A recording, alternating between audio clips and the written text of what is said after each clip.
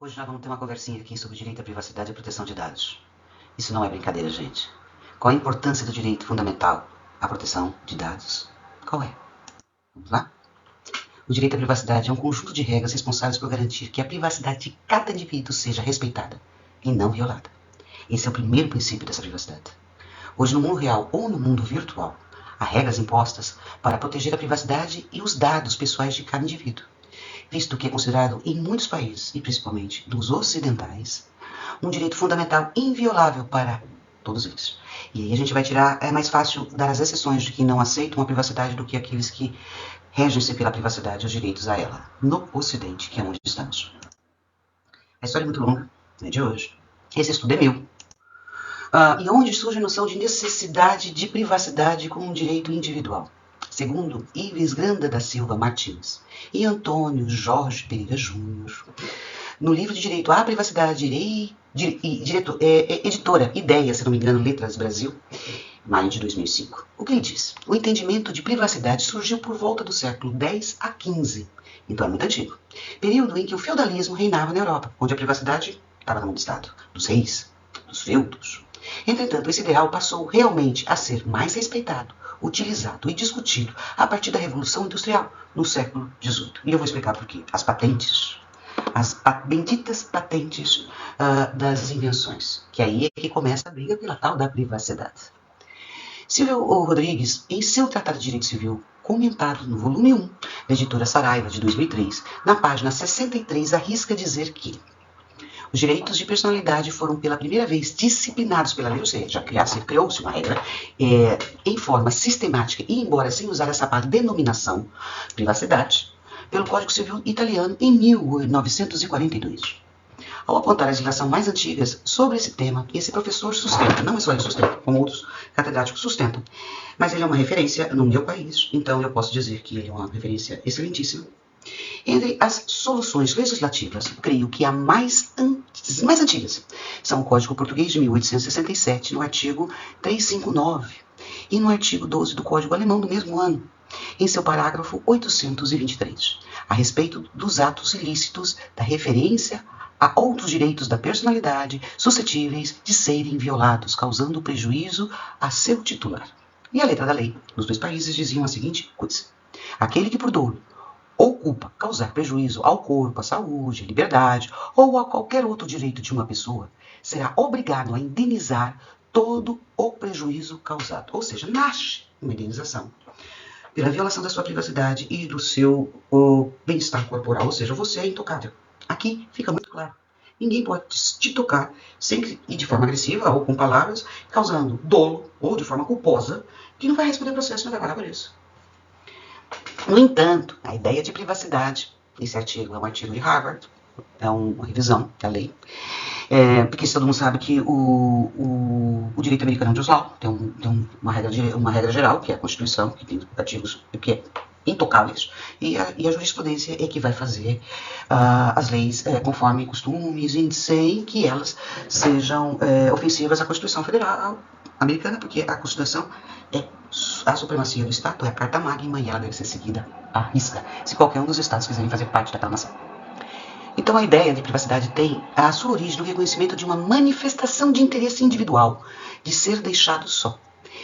Essa manifestação é privada, tanto que o nome dessa pessoa nunca foi divulgado, porém a manifestação existiu, que remonta a 1834, nos Estados Unidos, e que mais tarde, em 1890, com a publicação do artigo de Samuel de Warren e Louis de Brandeis, intitulado The Right to Privacy, da Hard Law, como diz, Review, difundida e posta em prática enquanto direito à privacidade, o direito à não intrusão, ou seja, o direito a não ser perturbado, o direito de ser deixado só, the right to the let alone, eu não sei falar direito em inglês, the right to be let alone. Quer dizer, mais ou menos isso, que seja aí que se exploda. É o que está escrito aí, não sei falar direito, peço desculpas. Ou ainda o direito do indivíduo de estar livre de intrusões políticas não autorizadas, designadamente para países que adotam um sistema common law. No caso de uma senhora americana que faleceu, e a sua foto foi utilizada mais tarde nas caixas ou nos pacotes de farinha de uma empresa americana. Então, é a história da Flower of the Family. É a sequência dessa publicação, que não foi autorizada pelos parentes, de uma fotografia de rosto dessa senhora, que eu disse que já tinha sido falecida, num cartaz publicitário divulgado pelo fabricante de farinha. Também foi muito mais longe isso. Isso depois foi nos pacotes. E a família deu uma indenização relativamente a isso. Isso foi a primeira vez que esse direito foi realmente reconhecido de forma pública. Nós estamos tratando aqui de um indivíduo e não de uma companhia. Porque até então, todas as indenizações que eram conhecidas eram através das patentes. Então, o direito à privacidade é um conceito que evolui ao longo do tempo, refletindo as mudanças da sociedade e da tecnologia. Qualquer alteração surge sempre das necessidades sociais e das mudanças das geopolíticas regionais ou internacional. A última com impactos maiores ou menores, dependendo da região do globo. Isso é a minha percepção. Se alguém tiver outro tipo de percepção, aqui, por favor, são comentários. Na Europa, os direitos humanos são a regra para o direito da privacidade, e aí é onde que a gente tem que parar. Nós temos aqui o regulamento, que é a LGPD, estando sujeito a sanções caso seja comprovado práticas que infringam as regras expostas nesse regulamento. Ou seja, esse regulamento é gigante.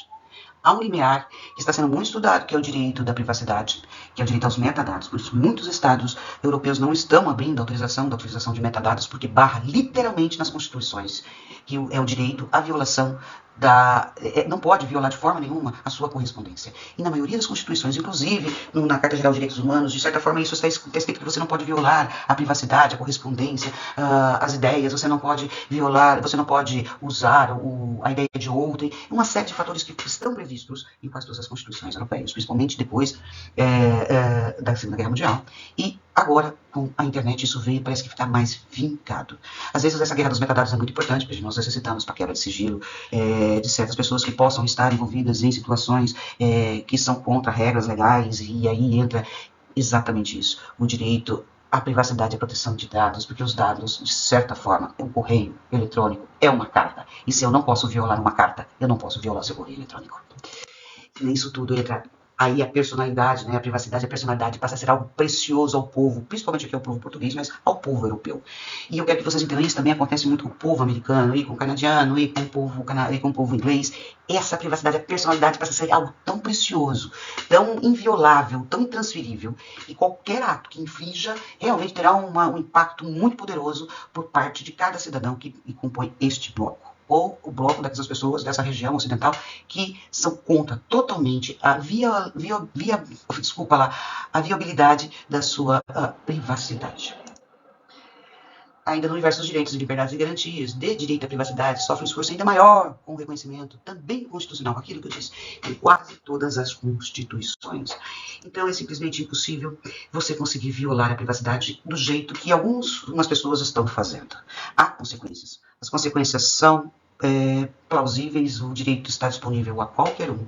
E a Constituição é a Carta Suprema. E se na sua Constituição Federal, ou na sua Constituição Nacional, ou na sua Constituição Pátria, estiver escrito que o seu direito à correspondência, o seu direito à personalidade, o seu direito à livre associação de ideias, o seu direito à livre associação em prol de conjunto de, direita e esquerda, ninguém pode violar. É um direito constitucional. Qualquer outra instituição abaixo dele não tem primazia, não tem supremacia, não tem nada. É a Constituição que vale. E não há juiz. Se o juiz disser que não vale, tem outros recursos, tem outros tribunais em todos os blocos, há tribunais dessas. Na União Europeia nós temos o Tribunal Europeu. Nas Américas nós temos o Tribunal de Direitos Humanos das Américas, nós temos o Tribunal da OEA, nós temos vários outros tribunais que possam caber recurso. Em outros países, como na região da Oceania, tem o Tribunal da FAFEP, que vai ajudar as pessoas em relativamente à privacidade das empresas, e também há o Tribunal Internacional, em último caso, que você possa vir recorrer. Há vários tribunais para você recorrer quando o assunto é a privacidade e a proteção de dados. Quando o limite do Estado passa-se disso.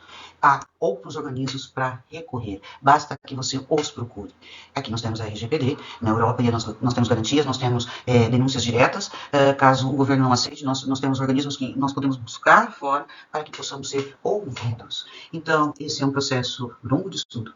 E eu posso dizer, quando a privacidade e os dados forem violados, a quem devemos recorrer? No caso nosso, da União Europeia, você pode recorrer à própria UE, que é a edp.europa.ue/edpbb, traço do caso PT. E aí você vai, traço ES, traço IT, e aí é só isso, gente. Quando o direito termina e começa o da outra pessoa. E agora, o que posso fazer? O que pode acontecer? Então, é sempre que falamos de direitos fundamentais invioláveis, acreditamos que assim permanecerão durante toda a nossa existência humana. Mas isto não é uma verdade tão absoluta quanto pensamos, tá bem? Durante o caminhar das nossas vidas, podemos cometer erros ou ser cometidos pelos erros dos outros, podendo levar que as pessoas que a nossa, tão amada privacidade seja-nos retirada. Então, aí, suspeitos de envolvimento com atividades criminosas ou terroristas, atividades criminosas que nós dizemos são tráfico de entorpecentes e outras atividades de cunho, formação de cartéis e uma outra série de atividades que possam vir até o terrorismo. Se consentir expressamente em compartilhar seus dados pessoais com o terceiro, olha lá o phishing, olha lá, eu permito por uma promoção, é isso, eu quero 10 euros de desconto num tênis X da marca Y ou da marca Z, ou quero uma promoção da bolsa G ou da bolsa V, e aí o que acontece?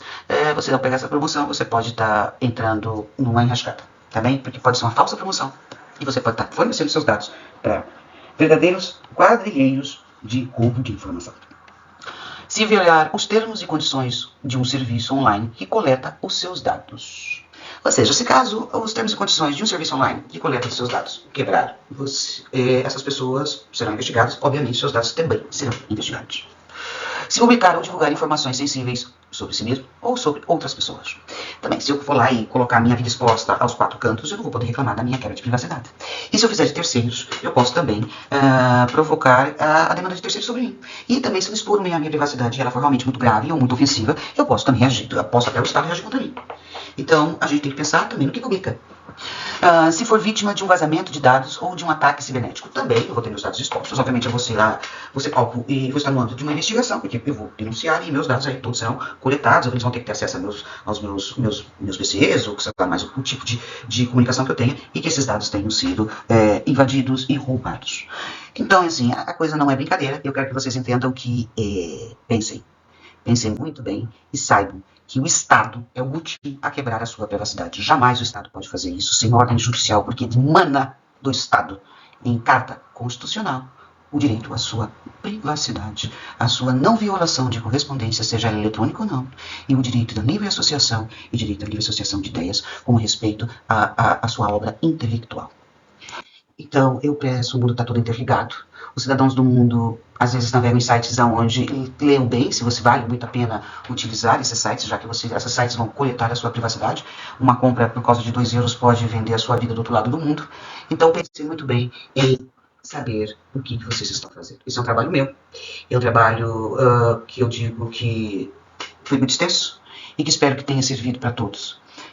De um exemplo claro do que vocês estão lidando quando estão navegando na internet. A privacidade e a proteção de dados são direitos fundamentais de todos os cidadãos. Esses direitos garantem que as pessoas possam controlar quais informações pessoais são coletadas, armazenadas, compartilhadas e usadas por terceiros.